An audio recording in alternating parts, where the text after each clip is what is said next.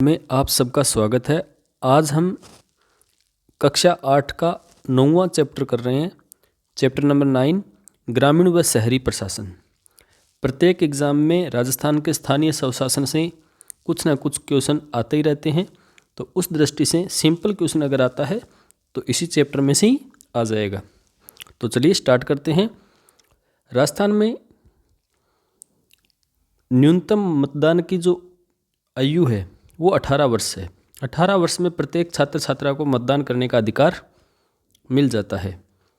निर्वाचन करवाने का कार्य होता है निर्वाचन विभाग द्वारा, और निर्वाचन विभाग द्वारा ये कार्य जो करवाया जाता है वो सरकारी कर्मचारियों की सहायता से करवाया जाता है, और ज़्यादातर सरकारी कर्मचारियों में शिक्षक इस कार्य को करते हैं।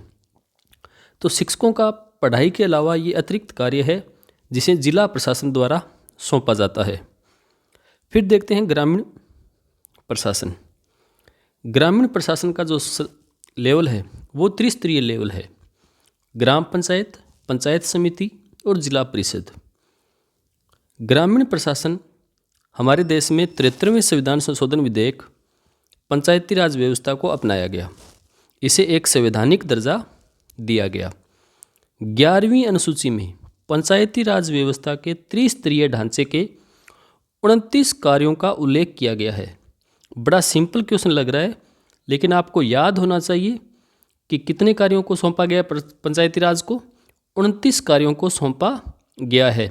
और 11वीं अनुसूची में, संविधान में 11वीं अनुसूची में पंचायती राज को और 12वीं अनुसूची में नगरीय स्वशासन को। नेक्स्ट बात करते हैं पंचायती राज व्यवस्था का त्रिस्तरीय ढांचा। सबसे ऊपरी लेवल पर जो होता है वो होता है जिला परिषद। जिला परिषद का मुख्य जो राजनीतिक कर्ता होता है वो है जिला प्रमुख, जो जनता द्वारा निर्वाचित होता है। और प्रशासनिक अधिकारी जो होता है उसे बोलते हैं मुख्य कार्यकारी अधिकारी। वहीं पंचायत समिति का राजनीतिक प्रमुख होता है प्रधान, और मुख्य प्रशासनिक अधिकारी होता है खंड विकास अधिकारी, जिसे हम ब्लॉक डेवलपमेंट ऑफिसर बोल देते हैं, बीडीओ बोल देते हैं। नेक्स्ट है ग्राम पंचायत। ग्राम पंचायत का राजनीतिक प्रमुख होता है सरपंच, और प्रशासनिक अधिकारी होता है ग्राम विकास अधिकारी, जिसे हम आमतौर पर वीडियो के नाम से जानते हैं। फिर देखते हैं जिला परिषद, पंचायत समिति और ग्राम पंचायत के कार्य। इन कार्यों को पढ़ने का आप सोचोगे कोई औचित्य नहीं है, लेकिन कई बार सिंपल क्वेश्चन भी गलत हो जाते हैं। जैसे जिला परिषद का मुख्य जो कार्य है वो पंचायतों की बैठक, ग्राम सभाएं और बैठकों का पर्यवेक्षण करना है, और अंतिम योजना बनाना है। राशियों का अंतरण करना है, निधियों का अंतरण करना है। पंचायत समिति और पंचायतों को राशियों का अंतरण करना है। वहीं अगर हम पंचायत समिति की बात करें तो पंचायत समिति समीक्षा और पर्यवेक्षण का कार्य करती है। सरपंचों और पंचों को प्रशिक्षण व मार्गदर्शन देती है, और ये मुख्य इसकी जो भूमिका होती है वो होती है समन्वय की। ठीक है, पंचायत समिति की मुख्य भूमिका होती है समन्वय की। वहीं अगर हम ग्राम पंचायतों की बात करें तो वो ग्राउंड लेवल पर वर्क करती है। स्वच्छता, मार्ग में प्रकाश व्यवस्था, मनरेगा कार्यक्रम, सार्वजनिक वितरण प्रणाली, सड़कों का रखरखाव। वहीं जन्म, मृत्यु, विवाह पंजीकरण, आपदा महामारी के समय समन्वय रखना, चारागाह, वनों का विकास, मानव व पशु स्वास्थ्य, परिवार कल्याण कार्यक्रमों में सहायता, स्थानीय भौतिक संसाधनों का विकास। वहीं जो पंचायत समिति होती है वो वास्तविक व्यय को दर्शाने वाले बोर्डों को लगवाना, पशु मेलों का आयोजन करवाना, इस प्रकार के कार्य करती है। नेक्स्ट है ग्राम पंचायत। ग्राम पंचायत प्रथम इकाई है लोकतंत्र की। यह वार्ड पंच, उप सरपंच और सरपंच से मिलकर गठित होती है। इसका चुनाव जो है वो राज्य चुनाव आयोग द्वारा संपन्न होता है। कार्यकाल 5 वर्ष। ग्राम पंचायत के प्रमुख सरपंच को अविश्वास प्रस्ताव द्वारा निर्धारित समय से पूर्व भी हटाया जा सकता है। सचिव जो होता है उसका कार्य है सरकारी कागजातों के रिकॉर्ड को रखना और बैठकों की कार्रवाई को लिखना।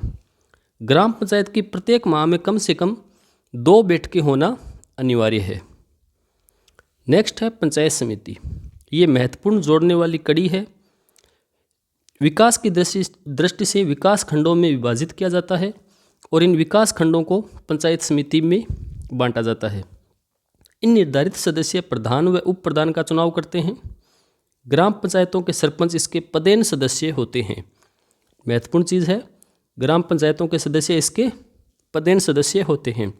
सदस्य के लिए न्यूनतम आयु का होना आवश्यक है। प्रधान व उप प्रधान की सहायता के लिए राज्य सरकार द्वारा एक खंड विकास अधिकारी अर्थात बीडीओ को नियुक्त किया जाता है और पंचायत समिति के सदस्यों का कार्यकाल जो होता है वो 5 वर्ष होता है।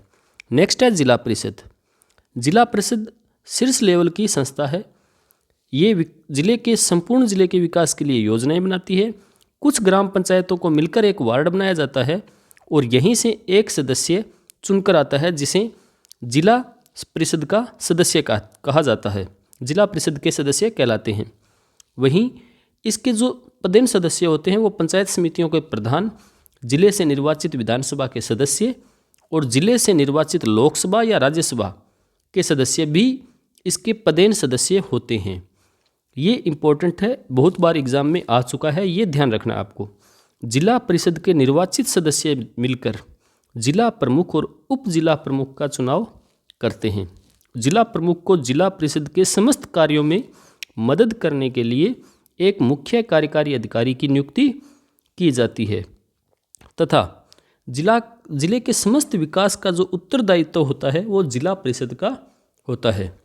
इनकी इनकम का सोर्स जो होता है वो विभिन्न प्रकार के टैक्स ये लगा सकते हैं, स्थानीय टैक्स, लेकिन ज़्यादातर इनका इनकम का जो सोर्स होता है वो सरकार से प्राप्त अनुदानों पर निर्भर करता है। तीनों लेवल पर इनकम के सोर्स का मुख्य जो है वो यही रहता है, इनको सरकार से अनुदान प्राप्त होता है। वहीं ग्राम पंचायत जो है वो भवन कर, वाहन कर, क्रय विक्रय पर कर, मेले या बाजार से इनकम, समुदायों से अनुदान, दोषियों से एकतर दंड राशि, वहीं पंचायत समिति भी स्थानीय करों से प्राप्त राशि, सरकार से प्राप्त आय, अनुदान, परियोजनाओं से चलने वाली राशियाँ, व्यापारी व्यवसाय उद्योगों पर लगाए गए कर से प्राप्त आय, ये इनकी इनकम का मुख्य सोर्स होता है। वहीं ग्राम सभा की अगर हम बात करें तो ग्राम सभा का क्षेत्र एक राजस्व ग्राम होता है और प्रत्येक ग्राम पंचायत की अपनी ग्राम सभा होती है और ग्राम सभा में सभी मतदाता जो होते हैं ग्राम पंचायत के वो इसके सदस्य होते हैं। सामान्यतः हर महीने में ग्राम सभा की एक बैठक बुलाई जानी आवश्यक होती है। हर 3 महीने में ग्राम सभा की एक बैठक, लेकिन आमतौर पर जो ये बैठक है वो 26 जनवरी, 1 मई, 15 अगस्त, 2 अक्टूबर को बुलाई जाती है और आवश्यकता पड़ने पर ग्राम पंचायत का सरपंच जब चाहे ऐसी बैठकें बुला सकता है। राजस्थान में ग्राम न्यायालय की अवधारणा भी अपनाई गई है। ग्राम न्यायालय एक्ट 2008, ग्राम न्यायालय एक्ट कब आया? 2008। इसी के तहत ग्राम न्यायालयों की स्थापना की गई और राजस्थान में भी पहला ग्राम न्यायालय जयपुर जिले के बस्सी में खोला गया। मोस्ट इम्पॉर्टेंट फैक्ट है, जयपुर जिले के बस्सी में खोला गया। नेक्स्ट है नगरीय स्वशासन।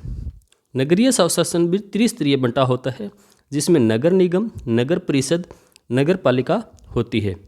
ये नगरीय शासन व्यवस्था है। इसे क्षेत्र व जनसंख्या के मानदंडानुसार वार्डों में बांटा जाता है और सभी वार्ड मिलकर एक निगम की स्थापना करते हैं जिसका मुखिया महापौर या सभापति होता है और वार्ड से चुने गए प्रतिनिधि पार्षद कहलाते हैं। शहरी शासन के 3 रूप हैं, नगर निगम, नगर परिषद, नगर पालिका।